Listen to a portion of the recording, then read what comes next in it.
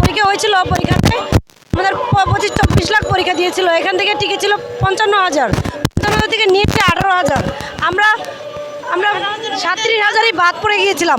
আমরা written viva দিচ্ছি, আমরা টিকার মতো যোগ্যতা রাখি, তারপরে আমাদের বাদ দেওয়া হয়েছে, বাণিজ্য হয়েছে, যার কারণে আমাদের বাদ দেওয়া হয়েছে। ফ্যাসিস্ট সরকার আমাদের বাদ দিয়েছে।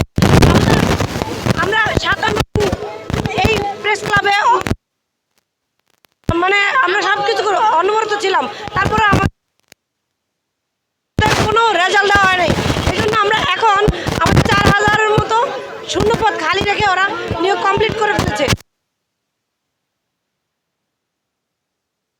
সবাই আমরা যে 4,000 বাকি আছে, 4,000 সবার এখন শূন্যপদে নিয়োগ চাই। আমরা এতটুকুই আর কি। আমরা শিক্ষিত জনগণ, আমরা সবাই মাস্টার্স পাস করে আমরা ঘরে বসে আছি। ঘরে বসে থাকবো কেন? আমরা রিটেন পেপার 2টা দিয়ে পাস করেছি। পাস করলে ভাইভাতে কোনো ফেল নেই, তা বলার পরেও আমরা কেন চাকরি পাবো না? ওইখানে শূন্যপদ ছিল 18,000, নিয়োগ দেওয়ার পরেও 32,000 শূন্যপদ ছিল। শূন্যপদ রেখে ওরা নিয়োগ কমপ্লিট করে ফেলেছে, যার কারণে আমরা বাদ পড়ে গিয়েছিলাম।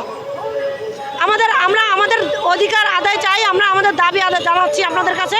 আপনাদের মাধ্যমে আমাদের চাকরির ব্যবস্থা করে দেন। আমরা বেকার থাকতে চাই না, আমরা দেশের বোঝা হতে চাই না, আমরা জনগণের সেবা করতে চাই, আমরা দেশের সম্পদ হতে চাই, আমরা মেয়েরা বোঝা হতে চাই না কারো।